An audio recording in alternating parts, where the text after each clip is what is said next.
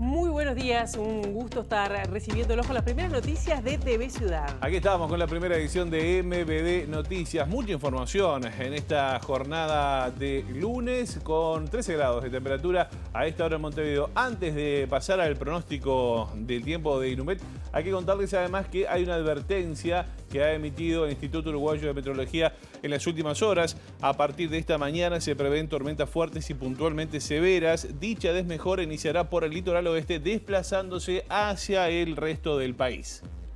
Además, ¿sí? Estas tormentas pueden ocasionar lluvias copiosas en cortos periodos, rachas de viento fuertes y también muy fuertes, actividad eléctrica y caída de granizo. Para mañana y pasado se prevé que las lluvias y tormentas sean de menor intensidad, dice Inumet, aunque continuarán afectando zonas noroeste y noreste del país, justamente, principalmente. Y durante estos 3 días los registros de lluvia en promedio estarán entre los 70 y 100 milímetros, ocasionalmente superiores en zona noroeste, noreste y este. O sea que, bueno, bien que se cumple eso de viento del este, lluvia como peste. Exactamente, agua como peste, exactamente, así las cosas. Esto es lo que dice Inumet para hoy y, bueno, esta advertencia que se extenderá por lo menos hasta el miércoles 13. Ahora sí, si le parece, vamos a ver si exactamente, venga, Pilar Tejero, ahora sí. La placa. Vamos a ver la placa. ¿Qué dice Inumet? Que tenía previsto una mínima de 12, ahí está, y una máxima de 21 grados con, bueno, las advertencias que señalábamos en los últimos momentos. El martes 12 de septiembre el cielo estará algo nuboso, 9 y 15 las temperaturas extremas para el área metropolitana. Efectivamente. Bueno, y el miércoles mínima de 7, máxima de 13 grados con cielo nuboso y algo nuboso. Así las cosas, eso es lo que dice el guión. Y la bahía aquí, ¿la vio? Ponga no se veía, hay muchísima niebla, no lo dijimos, pero realmente hay muchísima niebla en Montevideo. Si podemos mostrarles de nuevo esta imagen, porque claro, hay mucha niebla, hay que tener precauciones a la hora. Mira lo que es eso, está tapado esto. Habitualmente a esta hora está bañada por el sol. Es verdad, es verdad. Muy bien. Así que bueno, mucho cuidado para la circulación. Les adelantamos qué le parece alguno de los temas que vamos a desarrollar hasta las 9 de la mañana y tiene que ver uno con la justicia, ¿no? Porque formalizó la investigación contra 3 personas que eran partícipes de una red de falsificación de documentos para obtener prisión domiciliaria de reclusos de alto poder adquisitivo. La investigación comenzó tras la fuga del narcotraficante Juan Antonio González Vica, quien pagó $100.000 para obtener documentos apócrifos sobre su estado de salud. Las autoridades además piensan que esto es la punta del iceberg. Bueno, vamos a ver de qué se trata. También les contamos que la Sociedad de Tabacología defendió en el Senado 2 artículos referentes al control de consumo de tabaco que fueron presentados por el Ministerio de Salud Pública en el proyecto de rendición de cuentas, pero eliminados durante la discusión en la Cámara de Diputados. También vamos a estar hablando de las actividades del presidente de la República, Luis Lacalle Pou, que se encuentra en Santiago de Chile. Partió ayer para participar de la conmemoración del aniversario, del 50 aniversario del golpe de Estado en el país trascendido, invitación que fue cursada por el presidente Gabriel Boric. También luego de allí viajará a Francia, donde va a tener una reunión bilateral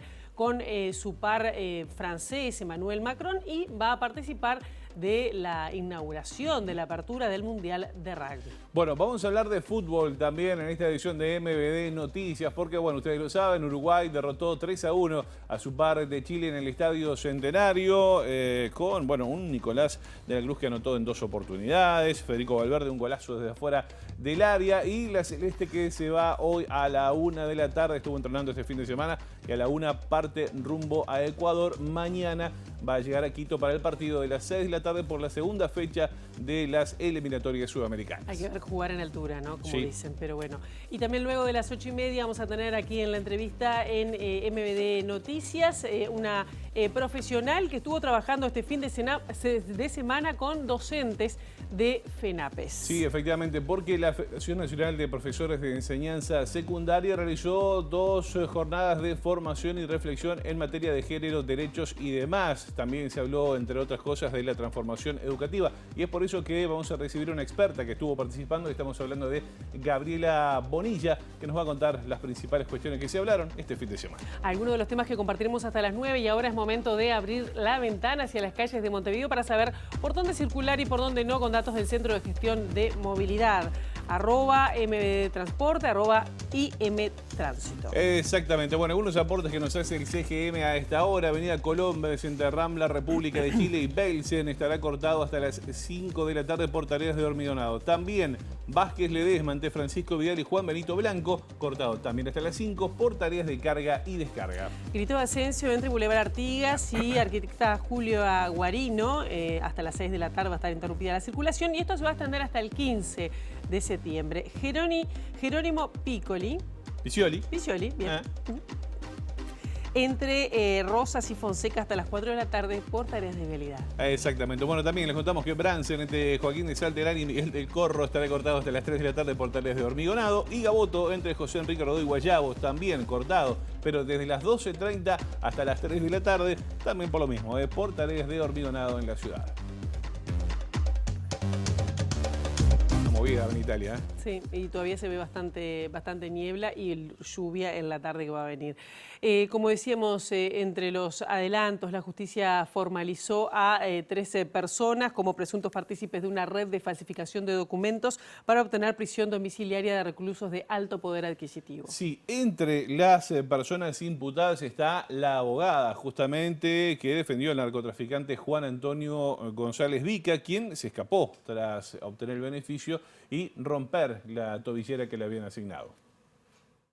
La investigación contra la red de falsificación de documentación para acceder al beneficio de la prisión domiciliaria comenzó tras la fuga de González Vica, un importante narcotraficante uruguayo. En este marco, la jueza María Elena Maynard dispuso la formalización de la investigación contra 3 personas, entre ellas la abogada Mercedes Acosta, representante de González Vica. También fue imputado Matías Campero, cabecilla de la organización, quien cuenta con profusos antecedentes por estafa. La investigación a cargo de la fiscal Mónica Ferrero determinó que Campero elaboró 3 documentos apócrifos del ITF y del Comisionado Parlamentario para el Sistema Penitenciario, utilizados para fundamentar el pedido de prisión domiciliaria de González Vica. Por esta tarea, Campero cobró unos $100.000, según informó el diario El País. En ese sentido, el caso González Vica sería la punta de la trama. La Fiscalía investiga la presentación de documentación apócrifa para engañar a jueces de Montevideo, San José, Canelones y Maldonado, con el propósito de obtener la prisión domiciliaria para reclusos con largas condenas por delitos graves. Asimismo, la investigación apunta a dilucidar si también se presentaron documentos apócrifos en sede de fuero civil y también determinar la posible participación de otros abogados, personal médico y funcionarios públicos, ya que entre la documentación apócrifa hay informes del ITF de alta perfección.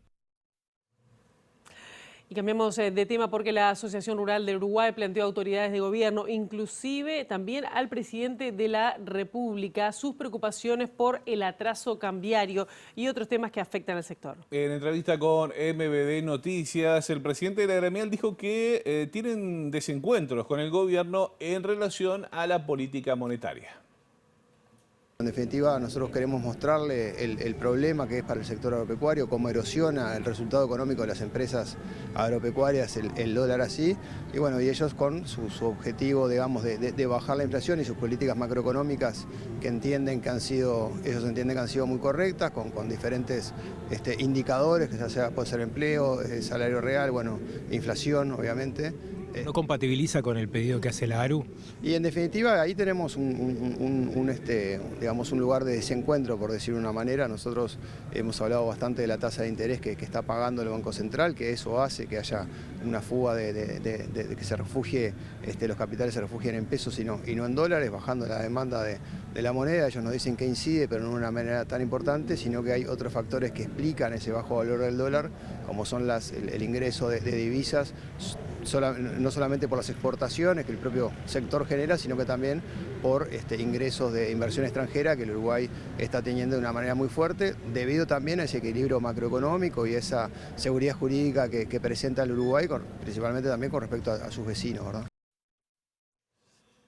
Y además consultado por la opinión que tiene la gremial agropecuaria respecto a la compra de 13 frigoríficos en Uruguay por parte de la empresa Minerva. El presidente de la ARU informó que pidieron una audiencia en la Comisión de Defensa de la Competencia del Ministerio de Economía, que va a fijar la entrevista en los próximos días. Muy bien, vamos a meternos en asuntos políticos a esta hora porque el Secretariado Ejecutivo del Frente Amplio va a recibir este lunes a los exintegrantes integrantes de la Comisión Técnico Mixta de Salto Grande para analizar las denuncias por clientelismo político que se dieron justamente en el organismo binacional. El presidente de la coalición de izquierda, Fernando Pereira, dijo que espera que las personas que ingresaron de forma directa en esta administración no permanezcan en sus cargos cuando termine la misma. Lo que pasó allí es una vergüenza nacional. Albizu, como dice el senador Botana, se creyó Papá Noel. Y en el creerse Papá Noel contrató los ediles de su partido, los candidatos a ediles de la lista de Germán Coitiño, con sueldos entre 80 y 2.000 y 200.000 pesos, con lo cual la renuncia es lo menos que podía hacer. Ahora hay que ver qué se hace con los daños que generó. Estas contrataciones a dedo, ¿las van a dejar o las van a sacar? Las políticas de despilfarro. ¿Qué mirada tiene sobre eso? ¿Deberían caer estos contratos? Pero claro, es totalmente irregular lo que hizo Albizu, no tiene nada que ver con lo que hicieron las gestiones de los 15 años del Frente Amplio. De hecho, este lunes van a ir al secretariado del Frente Amplio los ex miembros de la Comisión Técnica Mixta de Salto Grande a explicitar. Solo una persona fue designada y fue el secretario general que precisamente se designa. Y en estos gobiernos, 27. La mayoría ediles o candidatos a ediles. Clientelismo puro y duro, como hemos visto muchos casos en el gobierno. En cierta medida, por ese mismo motivo, se sacó del cargo a la ministra Irene Moreira, en este caso por el otorgamiento de viviendas y en este caso por esta barbaridad que ya no había quien la defendiera.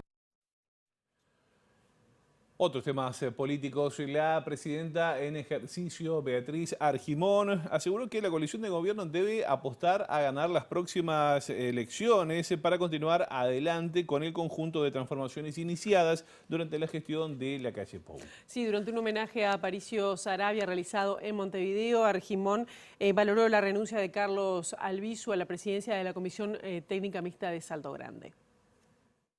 Me parece bien, creo que frente a determinados cuestionamientos que se le habían hecho y en el entendido que dentro del partido incluso se venía hablando de lo cauteloso en la reacción primera a lo que había trascendido, nos parece que fue una medida acertada. ¿Esto confirma algunas irregularidades en el manejo de los dineros públicos en Salto Grande? No, porque todo eso en realidad no tenemos elementos para constatarlos. Pero cuando un actor político como Albizu siente que es el momento de pedir renuncia y piensa que forma parte de un equipo y que tiene que preservar el equipo, me parece que fue una medida muy acertada. ¿Qué le parece que el Frente Amplio mantenga la interpelación a Arbeleche y a Bustillo por este tema? Bueno, seguramente evaluaron la situación y pese a la renuncia, dentro de lo que es el marco del derecho que tiene la oposición, quiere seguir profundizando. A nosotros nos parece bien. El presidente de la República, Luis Lacalle Pou, se encuentra en Santiago de Chile para participar por los actos de conmemoración por los 50 años del golpe de Estado en ese país. Sí, esto fue a raíz de la invitación del mandatario de aquel país, Gabriel Boric. La misión oficial integrada también por el canciller Francisco Bustillo va a participar hoy de los actos oficiales en el Palacio de la Moneda, junto con otros jefes de Estado y exmandatarios de distintos países. En la oportunidad se firmará un compromiso por la democracia y todas las autoridades de gobierno leerán en voz alta los nombres de los funcionarios ejecutados y desaparecidos en la dictadura. El 11 de septiembre de 1973, el ejército chileno comandado por el general Augusto Pinochet atacó el Palacio de la Moneda y derrocó el gobierno de Salvador Allende, quien fue asesinado. Tras su visita a Chile, el presidente Lacalle viajará a Francia invitado por el jefe de Estado de ese país, Emmanuel Macron, con quien mantendrá una reunión bilateral. El 14 de septiembre, el mandatario uruguayo estará presente en el debut de los Teros en el Mundial de Rugby 2023. Ese día, la selección uruguaya jugará contra Francia en la ciudad de Lille. Y venimos ahora a política local porque el Frente Amplio, la bancada, presentará este lunes un pedido de informe sobre la decisión del Ministerio de Educación y Cultura de desafectar como bien patrimonial un inmueble de ANCAP en Punta del Este. Sobre este tema habló la senadora Silvia Nane. Entre otras cosas, dijo que las declaraciones cruzadas entre integrantes del oficialismo generan un halo de opacidad. Amerita por lo pronto tener todas las herramientas disponibles para lograr entender qué fue lo que pasó. Las contradicciones dentro incluso de los miembros del oficialismo son públicas y notorias, por lo cual siempre que pasan este tipo de cosas, que la información es cruzada y que después termina siendo contradictoria, en definitiva lo que termina quedando es un halo de opacidad que uno nunca sabe tampoco hasta dónde va. Entonces me parece que sí, que hay que utilizar las herramientas parlamentarias que tengamos, nosotros las herramientas parlamentarias, quizá algún otro responsable en alguna otra responsabilidad pública, otras herramientas. Nosotros lo que tenemos son los pedidos de informe, la ciudadanía los pedidos de acceso a la información pública, pero bueno, hay que ir usando esos mecanismos para saber la verdad. Hasta ahora no es claro lo que ocurrió. Hasta ahora no es claro lo que ocurrió, pero lo que pasa es que venimos en un rosario de cosas no claras, ¿no?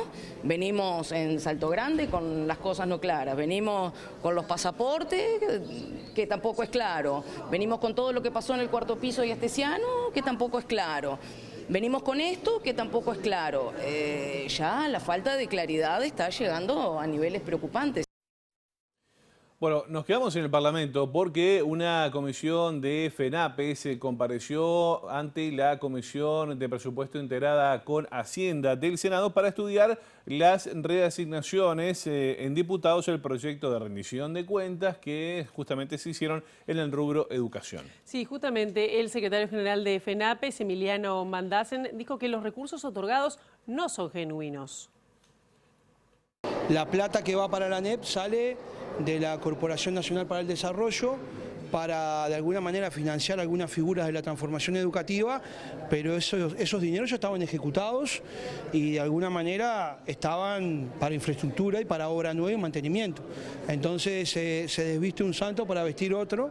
Eso es una gran preocupación, tanto en los dineros que salen para la ANEP como para la UDELAR salen de ahí. Creo que el oficialismo en su conjunto ya le soltó la mano a la transformación educativa porque al momento de recaudar votos va a ser más un problema que una bandera para salir a lucir.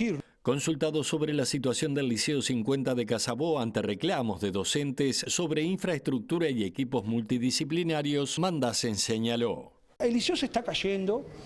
El inspector de trabajo tranca la obra porque la obra no tenía ninguna condición de seguir adelante, porque comprometía la garantía física de los estudiantes, pero también de los propios trabajadores. Se suspende la obra y después tuvimos una reunión con la inspectora en la cual pudimos mitigar un poco el impacto de semejante salvajada antidemocrática.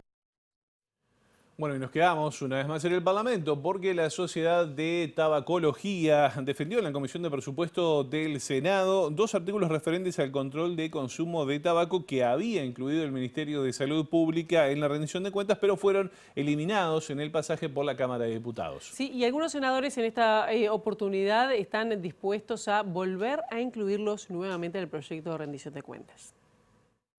Uno era para igualar el impuesto de tabaco a todos los productos tabaco que hoy no lo tienen.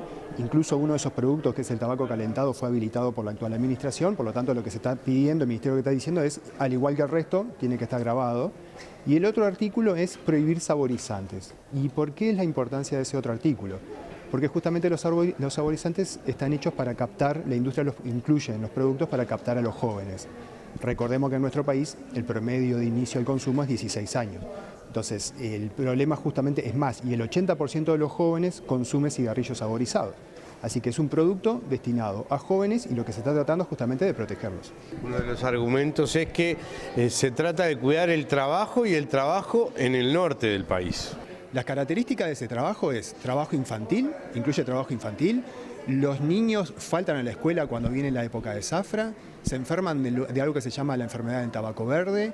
Los trabajadores en realidad son personas que están empobrecidas, endeudadas con la industria les pone el precio, en contacto con agrotóxicos. O sea, creo que no es el trabajo que hay que fomentar en nuestro país, pero además hay una estrategia del Ministerio de Ganadería que es la reconversión de cultivos.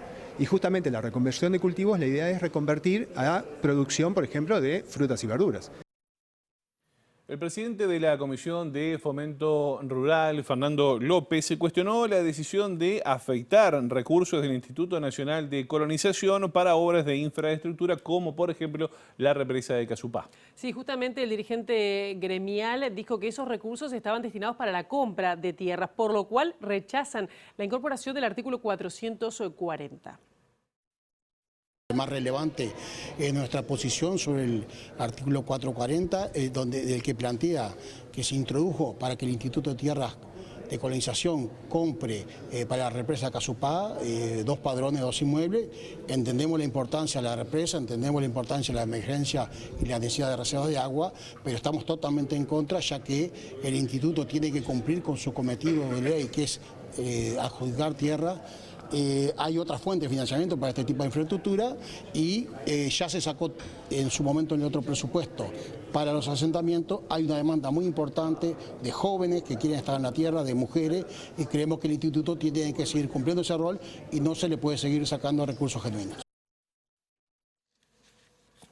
Bien, y seguimos ahora con temas políticos porque los sectores del Frente Amplio se siguen posicionando en torno a la campaña de recolección de firmas impulsada por el PIT-CNT para impulsar un plebiscito contra la reforma de la seguridad social. Este domingo la vertiente artiguista consideró como un error político. Dicha opción va a desenfocar el eje de un debate electoral que es el central para la futura calidad de vida de nuestra gente, asegura la vertiente. El sector consideró que el PIT-CNT está en su legítimo derecho de impulsar esta herramienta, pero insistió en la necesidad de seguir con el camino trazado por el Frente Amplio, de buscar consensos para convocar a un gran diálogo social como única herramienta viable para cambiar la reforma. Además, la vertiente definió que el director de OCE en representación del Frente Amplio, Edgardo Ortuño, renuncia a su cargo en octubre para liderar junto a Amalia de la Ventura la campaña política del sector de cara al año 2024. Por su parte, el sector Casa Grande expresó su apoyo a los mecanismos de democracia directa que provienen del movimiento popular y a la campaña de recolección de firmas, en el entendido de que la reforma de la seguridad social afecta a toda la ciudadanía. Para Casa Grande, la reforma aprobada empeora sustantivamente el actual régimen al ajustar jubilaciones y pensiones de los trabajadores sin tocar regímenes de privilegio. En este marco, el sector considera necesario profundizar el diálogo con los movimientos sociales para modificar la reforma. Y ahora nos vamos al sindicato de Antel y todo lo que tiene que ver con telecomunicaciones, porque realizaron una conferencia de prensa para expresar su posicionamiento respecto a la tecnología 5G de quinta generación celular en Uruguay, lanzada en el mes de junio por la empresa estatal. Sí, en ese marco reclaman justamente que el ente defina un plan de negocios para esta tecnología en un contexto de competencia dura. No es un objetivo en sí mismo el 5G, sino que el 5G termina siendo el punto de partida, las condiciones tecnológicas para el desarrollo de un conjunto de negocios, ya sea el de los contenidos como un elemento central, sobre todo en el mercado competitivo con los cableoperadores, pero en realidad cuando hablamos de plan de negocios tiene que ver con el plan estratégico de Antel en el desarrollo de la inteligencia artificial, del Internet de las cosas, que todo eso justamente, o sea, el 5G lo que hace es habilitar todo eso. Lo que nos está faltando es justamente que Antel defina en definitiva, se posicione para ver qué es lo que va a circular justamente, qué es lo que se va a definir y ofrecer a través de la tecnología 5G. Estábamos en condiciones hace muchísimo tiempo de hacer el lanzamiento y sin embargo esperamos que el conjunto de los competidores estuvieran en las mismas condiciones de Antel para salir al mercado a capitalizar justamente los servicios. Ahora, el espectro sí, el espectro es masivo, desde el punto de vista del conjunto de usuarios, clientes masivos, y después está todo el espectro de negocios que sí está vinculado a sectores de la economía sumamente importantes. Estamos hablando que el desarrollo de las nuevas tecnologías se integrarían al funcionamiento de los agronegocios, del capital financiero. Tenemos también la preocupación de la discusión en el plano de cómo se integra la salud, cómo se integra la educación, el conjunto de servicios de los uruguayos y uruguayas a los cuales accedemos, que también van a tener un sustento y un sostén sobre la base de las telecomunicaciones, sobre la base del desarrollo del 5G. Y este sábado se celebró el Día Nacional de la Prevención de la Prematurez. Se estima que en Uruguay unos 3.000 bebés nacen cada año antes de las 37 semanas de gestación. Sí, en ese sentido, el director de neonatología del Hospital Pereira Rossell, Daniel Borbonet, dijo a MBB Noticias que, ven ustedes, en el primer trimestre del año pasado, 1 de cada 5 gestantes de este centro asistencial tuvo 0 control. Borbonete explicó que las cifras de prematurez disminuyen en nuestro país porque han disminuido los nacimientos y recordó que en la década de los 90 Uruguay llegó a tener 60.000 nacimientos, mientras hoy son apenas 32.000. El especialista informó que entre 9,5% y 10% de los nacimientos son prematuros. Tenemos resultados similares porque tenemos una población que anda en un 12% de prematuros, que es la población vulnerable, la población de ACE, del Hospital Pereira Rosell, y una población mutual que oscila entre el 6 y 7%. O sea que aquí también tenemos realidades diferentes. Por lo tanto, hay determinantes biológicos que no hay ninguna duda, pero también hay un componente prevenible en poblaciones vulnerables que debemos y tenemos que seguir disminuyendo. En el primer trimestre, 1 de cada 5 gestantes del Pereira Rosell tuvo 0 control. ¿Qué quiere decir? Que hay un 20% que estamos llegando tarde. Es un porcentaje alto. Después que se capta, el porcentaje llega prácticamente al 99%. Se captan todas las que se captaron precoz y tardíamente. Pero tenemos ahí una cifra dura que nos resulta difícil seguir disminuyendo y tiene mucho que ver con los partos prematuros. Y vamos a contarles algo que pasó el viernes, porque era un estadio centenario que estuvo bastante completo, ¿no? Para lo que decía en la previa, que faltaban muchas entradas por vender, pero 35.000 personas. Pero por ahí. se veía bastante completo, salvo en algunas zonas. Me faltó gente. Uruguay se lució 3-1 contra Chile. Efectivamente. Bueno, y vamos a ver los goles que ocurrieron este pasado viernes. El primer gol de la selección uruguaya llegó a los 37 minutos del primer tiempo y fue convertido por Nicolás de la Cruz. Una buena jugada colectiva del equipo uruguayo. El pase filtrado de Maximiliano Araujo. De la Cruz la deja pasar y gran pase de Darwin Núñez para De la Cruz, que definió de zurda de primera para el 1-0. El segundo llegó apenas unos minutos después, a los 46 minutos. Federico Valverde anotó después de otra buena jugada colectiva del equipo celeste. Contragolpe liderado por De la Cruz. Pase al medio de Valverde, que tras un enganche define de derecha y la pone contra el palo. Mira, ahí lo tiene. Amague, Tuki, a guardar. Ahí está, golazo de Valverde, así las cosas. Este es el segundo. Este es el segundo. Qué bien, ¿cómo le pega a Valverde? Creo que está bastante lleno. Había sectores. El capitán, elegido además por los compañeros y el capitán de la selección, ¿no? Ahí está, bien. Y a ver, vamos al tercero. El tercero fue una jugada, se cansó de hacer goles, mírenme.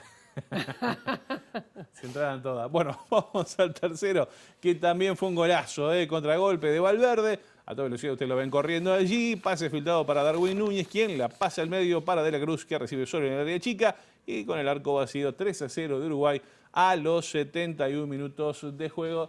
El descuento para la selección chilena estuvo a cargo de Arturo Vidal. Arturo Vidal, que estaba de suplente, jugó, entreveró bastante el partido, le diré. Y encima, bueno, tuvo la fortuna de concretar el descuento para la selección trasandina.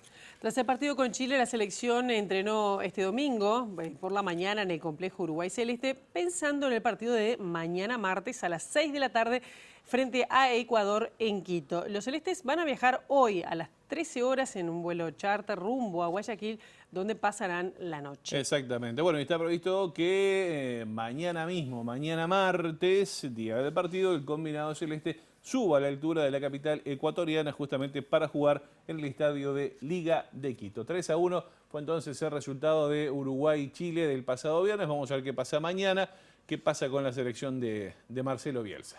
Bien, y ahora vamos a hacer una pausa. A la vuelta de la misma vamos a estar hablando de el trabajo que hicieron representantes de FENAPES, integrantes, ¿no? del sindicato, bueno, sobre una formación y capacitación en género, ¿no? Efectivamente, jornadas de reflexión, además donde se habló de absolutamente todo. A la vuelta de la pausa recibimos a una experta que estuvo participando de esta actividad del fin de semana.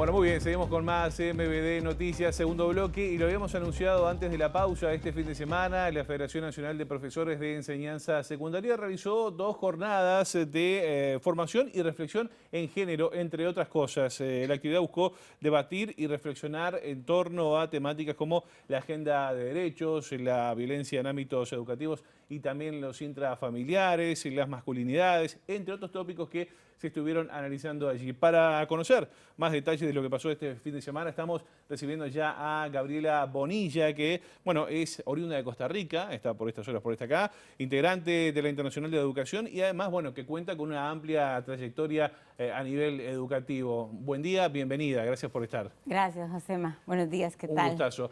¿Cómo estuvo esta actividad del fin de semana? Fantástico, queremos más, queremos seguir viniendo. Ajá. Con FENAPES, es integrante de la Internacional de la Educación para América Latina, y con FENAPES tuvimos oportunidad este fin de semana de ver 2 procesos de investigación que se generan a lo largo de toda América Latina. Uno es el Observatorio Sumemos Más Igualdad, que es un esfuerzo de todos los sindicatos de educación en la región para visibilizar datos de las situaciones diferenciadas de las mujeres en el sector de educación, porque somos el 80% de las trabajadoras de ese sector. Y el otro observatorio que nos permitió analizar y reflexionar este fin de semana es el Observatorio Latinoamericano de Política Educativa, OLPE, de la Internacional de la Educación, que allí es donde trabajo yo, en ese observatorio, y pudimos analizar, a ver, lo que ocurre en la política educativa de Uruguay, pero en un marco latinoamericano. Ahí está. Para entendernos como en un marco más general. Y en ese marco, ¿qué respuestas surgieron? Bueno, estuvimos... ¿O qué preguntas? Sí, preguntas sobre todo. Sí. Preguntas y abrir más la discusión. Por ejemplo, estuvimos viendo cómo en Uruguay se repiten cosas que estamos viendo en otras partes de América Latina y además se repiten cosas que no son nuevas, que ya han estado escritas por organismos que no son del mundo educativo, que no son pedagógicos, sino institutos financieros, Banco Mundial, Banco Interamericano de Desarrollo. Este fin de semana pusimos el énfasis, Josema, en alertar cómo muchos de nuestros gobiernos, ministerios de educación, secretarías de educación, se han dejado seducir por 2 tendencias. A ver. Una es la tendencia de entregar la política pública a actores no estatales. Entonces, gobernar en alianza público-privada permanente, subcontratar a actores no estatales para que implementen la política pública. Y vemos nuestro Ministerio de Educación totalmente alineados con esa noción de alianza público-privada. Y otra es dejarnos seducir por estas ideas que no se inventaron en América Latina, que ahora nos las presentan como innovadoras, pero son viejas, que tiene que ver con esta reducción mínima de los currículos educativos. Y nos han dicho desde 1990, el Banco Mundial nos ha dicho, enfóquense en lengua, matemática y un par de habilidades tecnológicas. Y eso lo ves ocurriendo en Brasil, en Costa Rica, acá. Y bueno, son actores que no son pedagógicos, que no entienden lo que ocurre en el aula de clase, quienes nos están dando esas recetas y nuestros gobiernos las están aceptando. ¿Y cómo repercute eso en los estudiantes? En los estudiantes, en los países y en los docentes también, en las a la hora de docentes. enseñar. Sí, bueno, justamente esa es parte de nuestra disputa. Hay que defender una política pública amplia, relevante, con mirada latinoamericana. Si vos vas a los colegios más de élite en nuestros países, están invirtiendo en arte, en historia, en geografía. No están dejando por fuera todas estas materias. Entonces, por un lado, nos empobrece mucho el proceso educativo como un proceso de encuentro, como un proceso de integración social, ¿sí? Como justo un proceso. Nuestros ministerios están insistiendo con la idea de currículos mínimos, porque también eso facilita la evaluación motorizada incluso por inteligencia artificial, ¿cierto? Porque cuando vos haces la pregunta, ¿a quién le sirve que aprendamos tan poco? Bueno, a los países no y a las sociedades no les sirve que tengamos tan poco contenido. Afecta, te voy a contar, en Brasil, Banco Mundial financió una reforma en educación media para recortar de 13 materias a 4 materias curriculares. Es muchísimo. Es muchísimo, afecta la configuración de la fuerza docente y nos terminamos preguntando quién quiere que aprendamos tan poquito, quién quiere que no tengamos filosofía, cómo así que no nos interesa aprender de geografía, leernos en el marco de la historia. Entonces, el Estado, en cada uno de nuestros países, tiene que ser mucho más responsable con la política educativa. Es una política pública que tiene que servir no solo para que salgas y tengas algunas habilidades para el empleo, tiene que servir para que tengas un ejercicio ciudadano. ¿Cuál es el objetivo que persiguen estas personas que quieren que cada vez sepamos menos, por decirlo de alguna manera? Qué buena pregunta. Bueno, como yo no estoy en sus cabezas, lo que sí te puedo contar es, se ve esto de entregar la política educativa, sobre todo con mucha fuerza a partir del año 2000, cuando ya en las metas educativas globales participan con más fuerza los bancos, el Banco Interamericano de Desarrollo, el BID, el Banco Mundial, y ya a partir del 2015, cuando se diseñan las metas de la Agenda 2030, participa con mucha fuerza la OCDE, la Organización para la Cooperación y Desarrollo Económico. Uruguay no es parte de la OCDE, pero muchos países nuestros son parte del Centro de Estudios de Desarrollo de la OCDE. Y entonces la OCDE nos hace recomendaciones en política educativa. Y una gran recomendación tiene que ver con eso, recortar los currículos, y tiene que ver con una noción bastante, digamos, neoliberal, ilimitada del proceso educativo en función de la empleabilidad. Y sabemos que es un mito, es una gran mentira. En el año 2000 la empleabilidad juvenil a nivel global estaba por ahí el desempleo por ahí del 8%. Nos dicen, empiecen a recortar currículos y en el año 2012 el desempleo juvenil está en el 13%. Y en este momento estamos por el 20%. En Costa Rica, mi país, 34% de desempleo juvenil. Y hemos hecho ese experimento de recortar currículos y estar permanentemente evaluándonos y con evaluaciones estandarizadas. ¿Cuáles fueron los resultados allí? Entonces los resultados tienen que ver con que es mentira que se le debe achacar al sector educativo la responsabilidad del desempleo juvenil. Para que haya empleo, tiene que haber puestos de empleo, puestos de trabajo, y además complementados con servicios de cuidado para la gente joven con responsabilidades familiares. Claro. Entonces ha sido un mito, ¿cierto? Es un tema súper complejo. Me quiero quedar con algo que vos señalabas recién, que bueno, que por ejemplo los colegios privados apuntan al arte, a la cultura y demás, mientras se le pide al público, por ejemplo, que bueno, recorte la currícula. ¿Eso no genera una brecha importante entre ciudadanos a futuro, pensando a futuro? Genera una brecha importante. Casi que estuviera diseñada esa brecha, ¿verdad?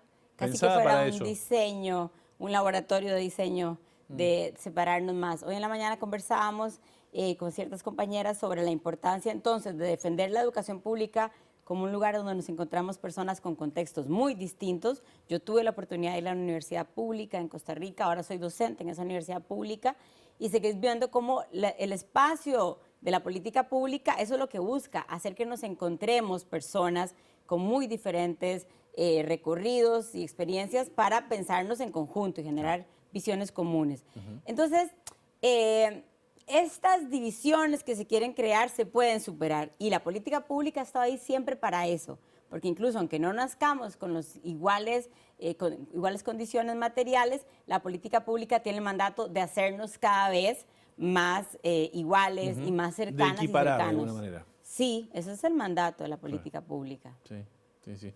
Pero bueno, es un tema súper complejo. En el marco de estas nuevas ideas, acá en Uruguay se comenzó a implementar una transformación educativa por parte de las autoridades de gobierno de la educación. ¿Este tema se analizó este fin de semana allí? Sí, lo hemos analizado, incluso en el observatorio hemos venido monitoreando, porque en Uruguay esta presencia de alianzas público-privadas, esta presencia de grupos no estatales, de think tanks, de laboratorios, es fuerte.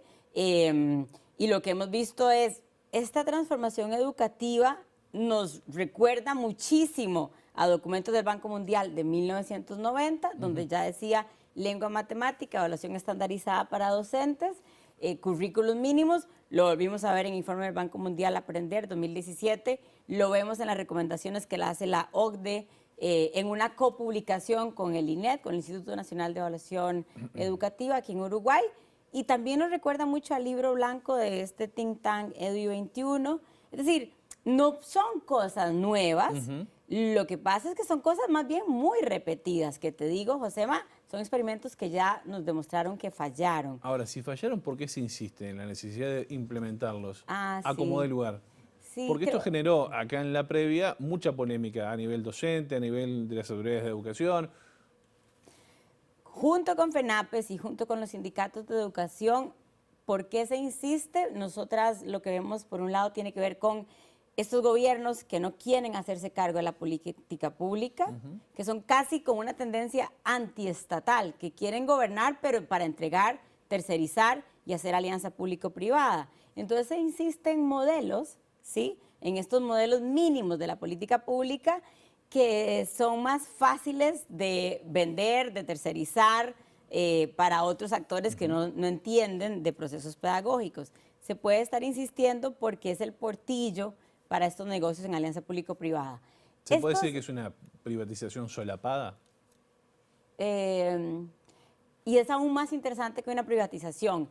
Es el clúster de negocios, una red de negocios permanente de actores no estatales, pero que se juega dentro de la política pública, que se juega con fondos públicos, y son nuestros gobiernos en América Latina usando recursos públicos para una serie de experimentos, ¿sí?, que terminan por destruir y debilitar el sistema público educativo.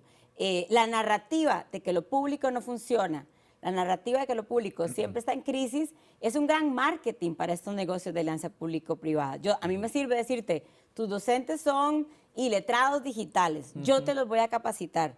Tus docentes no se pudieron certificar, salieron todos muy mal. Yo te voy a vender estos cursos de equiparación y luego les hago la prueba. Claro, hay un gran negocio detrás del sector educativo y los gobiernos que sigan sin querer hacerse cargo de la política pública van a seguir fortaleciendo estos procesos de alianza público-privada. Sin embargo, por ejemplo, los números de la UDELAR hablan a las claras que, bueno, siguen creciendo el interés de las personas de acercarse a estudiar en el ámbito público. Gabriela, varios asuntos. Yo mencionaba algunos de los temas que se trataron allí este fin de semana, entre otros, bueno, violencia en los ámbitos educativos intrafamiliares, las masculinidades, muchos tópicos que se presentaron allí. ¿Qué consultas hacían los docentes en materia de esto, más allá de lo que venimos hablando? Sí, es hermoso el momento en el que estamos viviendo cuando tenemos oportunidades de reflexionar.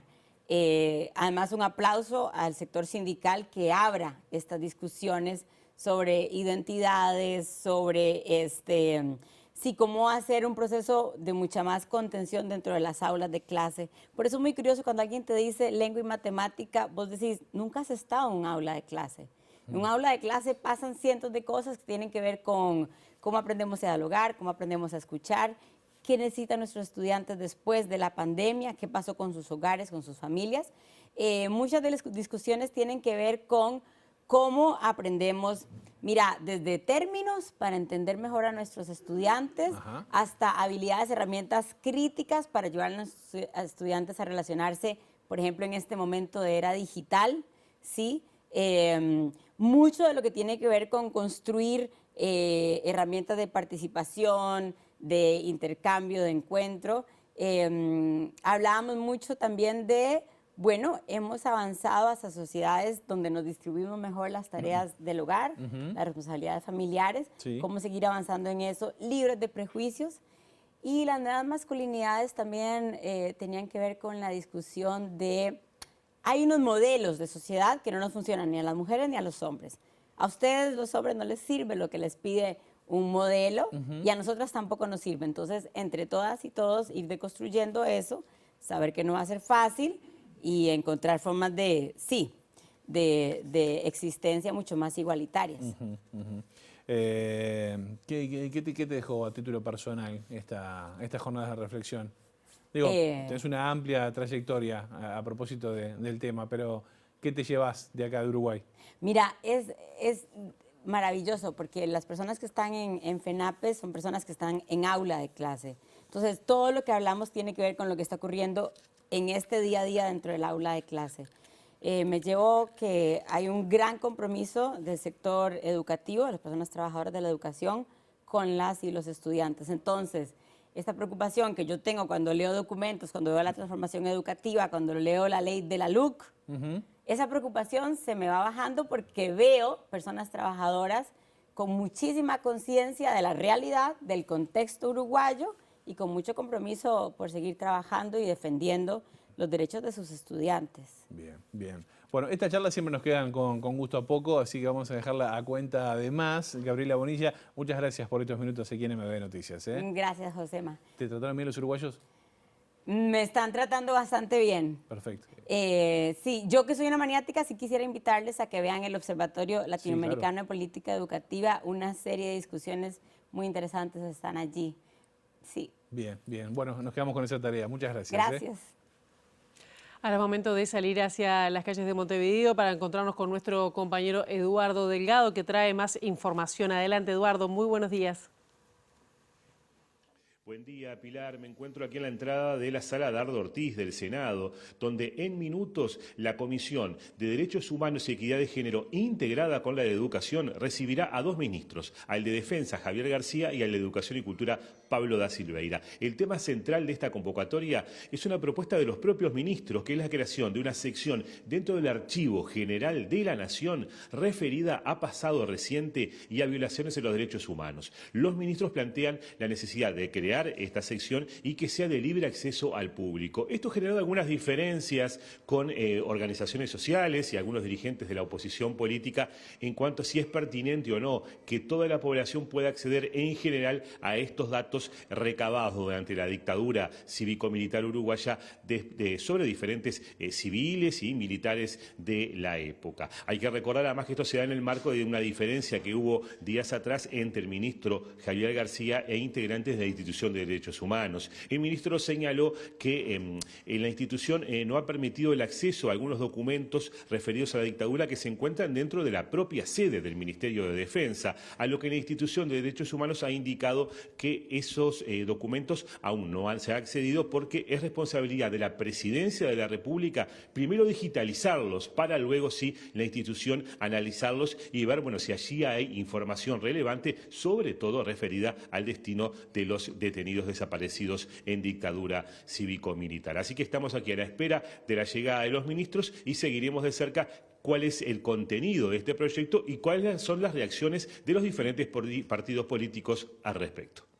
Bien, muchísimas gracias, Eduardo, por esta información. Estaremos atentos entonces a lo que surja allí en el Parlamento con esta reunión que va a comenzar ahora en un ratito nada más. Exactamente. Nosotros seguimos con otros asuntos porque en noviembre está previsto la inauguración de las obras del Ecoparque Zoológico Villa Dolores. Sí, justamente. El proyecto de renovación de las 4 hectáreas que componen el histórico enclave implica una inversión de $4,5 millones para derivar en un espacio abierto de paseo y de juegos.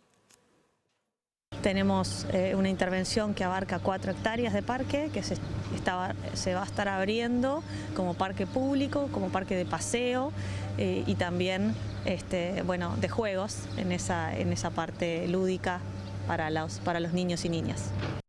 El proyecto sustituye los históricos muros por rejas para integrar el parque a la ciudad y se plantarán cerca de 1.000 especies autóctonas de arbustos y árboles.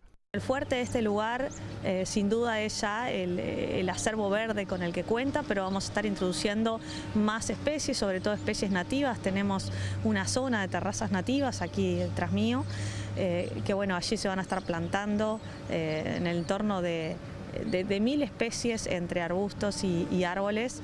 También existe una zona de jardín floral, de jardín de flores, que está a tus espaldas en este momento. Y con eso vamos a hacerlo más verde todavía. A la instalación de bancos, mejora de la luminaria y caminería se suma la creación de un mirador hacia el parque por la calle Liberarse y 3 nuevos accesos, además de la transformación de los antiguos recintos de animales como la hipopotamera. Va a ser un pequeño anfiteatro donde se está reciclando la estructura que está detrás, que era el antiguo corral de los hipopótamos. Y va a servir de vestuario, de lugar de preparación para esos eventos que ocurran en este anfiteatro. Y así muchas otras de las jaulas se han transformado, por ejemplo, en terrazas nativas. Y en Marruecos, del ámbito internacional, destacamos que ocurrió un importante terremoto. El gobierno de nuestro país, a través de la Cancillería, emitió un comunicado este domingo para expresar solidaridad con el gobierno y con el pueblo. Recordemos que ya hay más de 2.000 personas que están fallecidas y decía el comunicado, con motivo de la pérdida de numerosas vidas, así como de miles de heridos víctimas del devastador terremoto que azotó el viernes a este país, a Marruecos. Siguen las tareas entonces y ahí el comunicado de la Cancillería uruguaya. Vamos a tener más detalles, obviamente, a propósito de este tema en nuestras ediciones informativas. Nosotros hasta acá llegamos con la primera edición de MBD Noticias. En minutos arranca Ciudad Viva, en la pantalla de TV Ciudad. Sí, la actualización informativa 13:30, 19 y nosotros volvemos con el gusto de siempre mañana, bien tempranito, a las 8 en punto, aquí en TV Ciudad. Chau, chau. Pasen bien.